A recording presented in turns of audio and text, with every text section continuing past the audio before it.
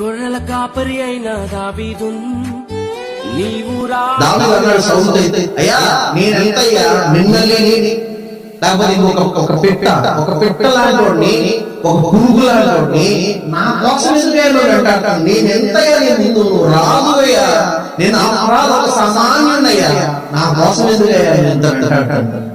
ఇది దావీదు వాడే పదార్థాలు తగ్గింపుతో దావీదు మాట్లాడాడు. కొన్నిసార్లు సమస్యకి పరిష్కారం వస్తుంటే నువ్వు తగ్గించుకో. దావీదు తగ్గించుకున్నంత మాత్రం దావీదు తగ్గిపోలా, దావీదు స్థాయి పెరిగింది. ఆఖరి సౌలు ఏమన్నాడు తెలుసా? వెళ్తా దేవుడు నిన్ను ఆశీర్వదించును గాక, దేవుడు నిన్ను దీవించును గాక అని సౌలు దావీదును ఆశీర్వదించి వెళ్ళిపోయాడు. దేవుడి స్తోత్రం, హల్లెలూయా హల్లెలూయా. నిన్ను శపించే వారి నోట దేవుడు ఆశీర్వాద పలుకుల్ని ఆయన పలికిస్తాడు.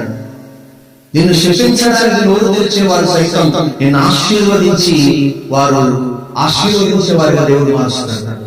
ఇది విజయం. మన జీవితాల్లో ఎలాంటి విజయాలు ఇవ్వాలి, దేవుడు ఎలాంటి విజయాలు మనం పొందాలి, ఎలాంటి గొప్ప కార్యాలు మనం చూడాలి. ఈ అభినవాన్ని తీసుకో, పాటించు, ప్రార్థించు, ముందుకు కొనసాగు. నీ సమస్య దేవుడు అద్భుతమైన పరిష్కారం ఇచ్చేసుగాక. ఆమేన్.